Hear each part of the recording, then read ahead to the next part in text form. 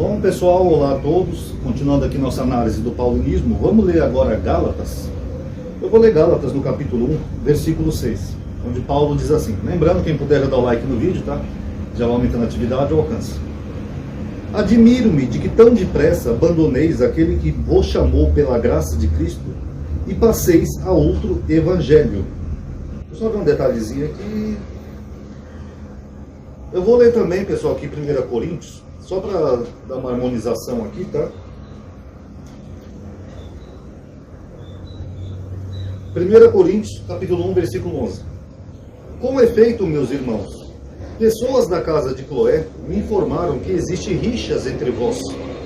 Explico-me, cada um de vós diz, eu sou de Paulo, ou eu sou de Apolo, ou eu sou de Quefas, ou eu sou de Cristo, tá? Aqui em Coríntios, pessoal, Paulo, ele coloca 4 pessoas. Eu já mostrei isso para membros, mas como tem a ver aqui com o assunto de Gálatas, eu vou explicar para vocês.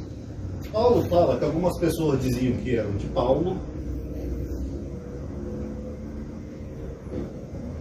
outras pessoas diziam que eram de Apolo. Esse Apolo é o mesmo nome lá do Apolônio de Tiana, tá, pessoal? É Apolônio, é uma versão do mesmo nome. Outros diziam que era de Quefas. E outros diziam que eram de Cristo. Então note que Paulo cita 4 nomes e ele coloca os 4 em igualdade, como se fossem 4 pregações diferentes. Não, eu sou de Cristo. Ah, não, eu sou de Apolo, eu sigo o evangelho de Apolo. Não, eu sou de Paulo. Então, mais uma vez, Paulo se coloca aqui na mesma igualdade com o de Cristo, certo? Então aqui já é uma coisa bem estranha essa narrativa aqui de Coríntios. Mas o que chama a atenção aqui em Gálatas é que ele fica admirado como o pessoal de Gálatas, a comunidade que ele está escrevendo, como eles passaram tão depressa para outro evangelho.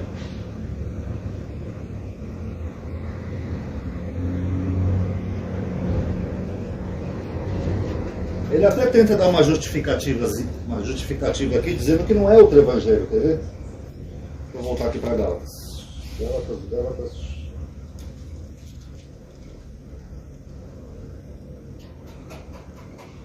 Não que haja outro, mas há alguns que vos estão perturbando e querendo corromper o evangelho de Cristo. Peraí, se não há outro evangelho, qual é o problema então? Por que Paulo fica tão admirado que eles estão seguindo um outro evangelho? Não é um só evangelho? Meio estranho isso, né, pessoal? O evangelho que nós entendemos, evangelho é boa nova. E as boas novas é o quê? É Jesus.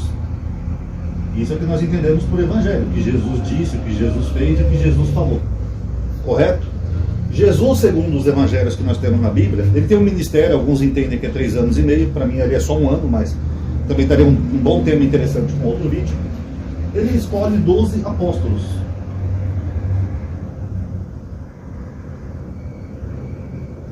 E é para esses 12 apóstolos que Jesus ensina o evangelho, a boa nova.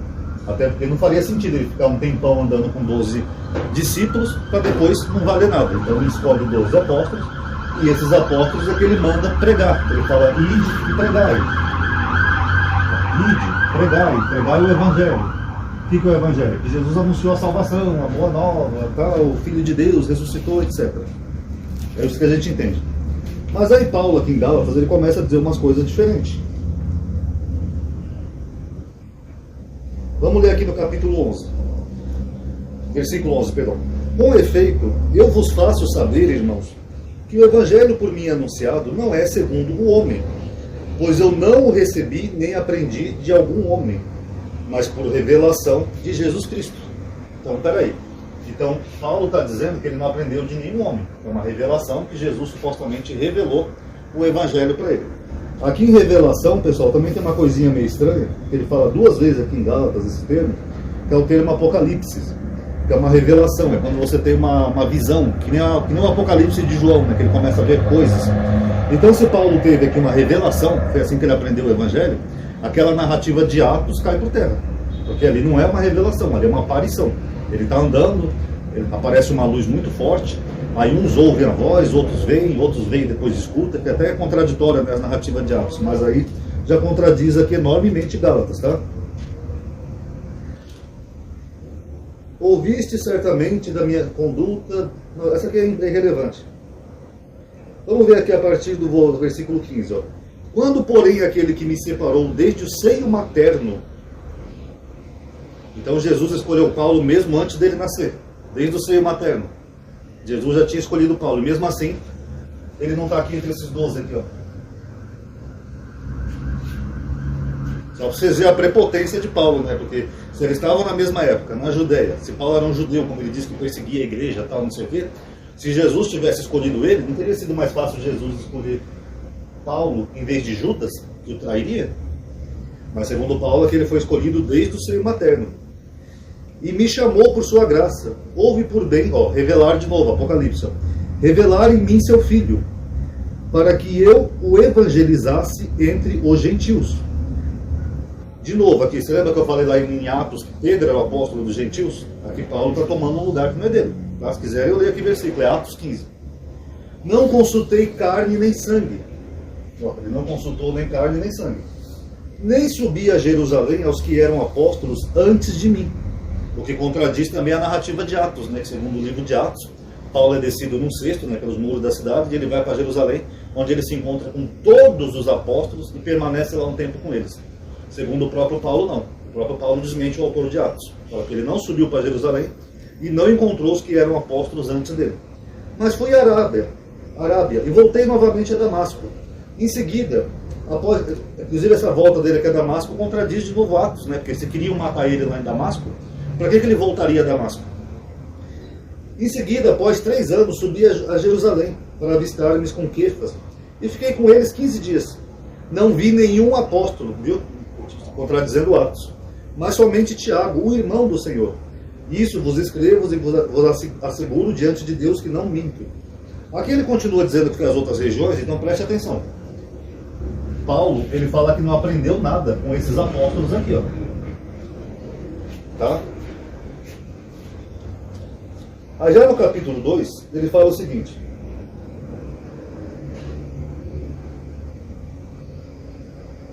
Vamos ver o versículo 3. Ora, nem Tito, que estava comigo e que era grego, foi obrigado a circuncidar-se. Mas Paulo circuncidou Timóteo. Já que ele está criticando os apóstolos, porque esses que ele chama aqui de um grupo de da circuncisão, eles estavam pregando a circuncisão para a igreja. Aí ele falou, nem Tito foi obrigado a circuncidar-se, mas ele circuncidou Timóteo. Mas por causa dos intrusos, desses falsos irmãos que se infiltraram para espiar a liberdade que temos em Cristo Jesus, a fim de nos reduzir à escravidão, aos quais não cedemos sequer um instante por deferência, para que a verdade do Evangelho permanecesse entre vós. E por parte do que eram tidos como notáveis, que está falando aqui dos apóstolos, o que na realidade eles fossem não me interessa, Deus não faz acepção de pessoas. De qualquer forma, os notáveis nada me acrescentaram. Pelo contrário, vendo que a mim foi confiado o Evangelho dos incircuncisos, como a Pedro dos circuncisos, pois aquele que operava em Pedro para a missão dos circuncisos também operou em mim, em favor dos gentios. E conhecendo a graça em mim concedida, Tiago, Quefas de novo, e João, os notáveis tidos como colunas, estenderam-nos a mão, a mim e a Barnabé, em sinal de comunhão. Então, para lá, pessoal. Paulo, ele prega para os Gálatas um evangelho, beleza. Aí, quando ele volta lá de novo, né, ele fica surpreso que eles estavam seguindo um outro evangelho. Outro evangelho. E aí ele começa a criticar os apóstolos. Fala que ele não aprendeu nada com aqueles 12 apóstolos. Eu não aprendi nada com aqueles apóstolos que eram apóstolos antes de mim. Então, que evangelho que Paulo pregava? E que evangelho que os apóstolos pregavam? E qual era o verdadeiro evangelho? Os apóstolos que andaram com Jesus durante todo o ministério dele? Ou de Paulo que teve uma revelação e começa a bater de frente com os apóstolos? Porque se a palavra do evangelho é sobre Jesus, o evangelho tinha que ser o mesmo. Ó, Jesus nasceu de uma virgem, curou leprosos, expulsou demônios, invadiu o templo, etc, etc, etc. Paulo não menciona nada da vida de Jesus, nenhuma vírgula sequer, nada. Ele não menciona que ele entrou em Jerusalém e foi saudado, que ele discutia com os fariseus, que ele curou um cego de nascença, nada. Então, que evangelho que Paulo pregava? E outra, se Jesus falou, inclusive sempre vê os defensores de Paulo aqui no meu canal, em Mateus 24, ó pessoal, galerinha, é o seguinte, esse é meu último sermão, tá? Eu vou ser crucificado, tal, flagelado. Se alguém disser que me viu no deserto, não acredita. Se alguém disser que veio em meu nome, eu vim em nome de Cristo, eu sou um enviado, um apóstolo, não acredita. Então esse apóstolo não aprendeu nada com os outros apóstolos e ele sai pregando um evangelho baseado em quê? Um evangelho que, diga-se de passagem, que não tem nada da vida de Jesus ou dos ensinamentos de Jesus. Complicado, né, pessoal? Fora que ele repete várias vezes aqui que ele foi escolhido para ser o apóstolo dos gentios, né, o enviado aos gentios.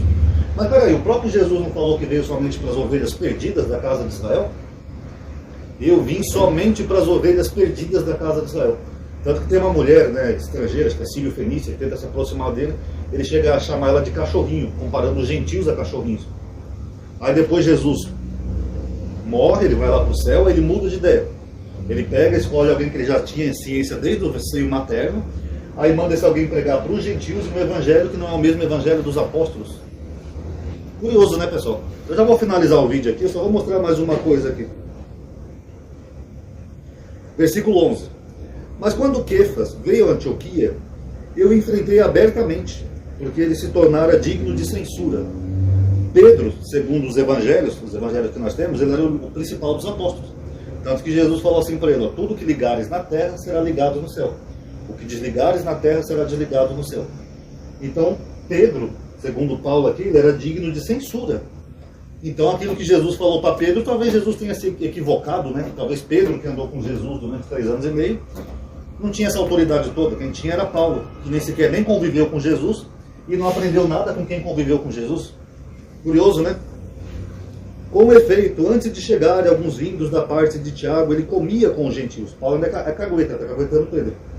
Mas quando chegar, ele se subtraía e andava retraído, com medo dos circuncisos. Paulo está criticando aqui Pedro porque ele estava com medo desse grupo aqui de judeus da circuncisão. Só que Paulo circuncidou Timóteo com medo dos judeus.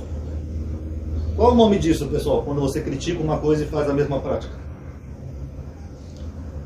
Os outros judeus também começaram a fingir com ele, a tal ponto que até Barnabé deixou-se levar pela sua hipocrisia. Paulo já respondeu aqui a palavra, hipocrisia.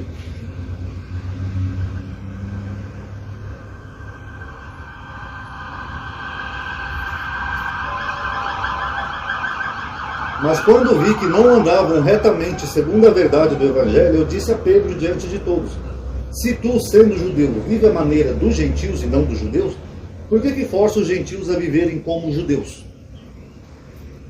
Nós temos 2 problemas aqui nessa declaração de Paulo, tá? Só para finalizar o vídeo. Primeiro, Paulo ele diz várias vezes que ele, Paulo, é o apóstolo dos gentios. Paulo, gentios. E Pedro era o apóstolo dos judeus, dos não gentios. Tá? Não vou nem até os termos aqui, porque é irrelevante. Se Pedro era o apóstolo que pregava para os judeus e Paulo pregava para os gentios, por que Paulo está acusando Pedro de comer com os gentios se ele não era o apóstolo dos gentios? E aí, como é que fica? Quer dizer que Pedro ele era o apóstolo só dos judeus, não dos gentios, mas Paulo diz que ele comia com os gentios. Meio estranho isso, né? Vamos entender por quê? Vamos, antes de finalizar o vídeo. Deixa eu abrir aqui Atos 15 de novo, só para mostrar para vocês.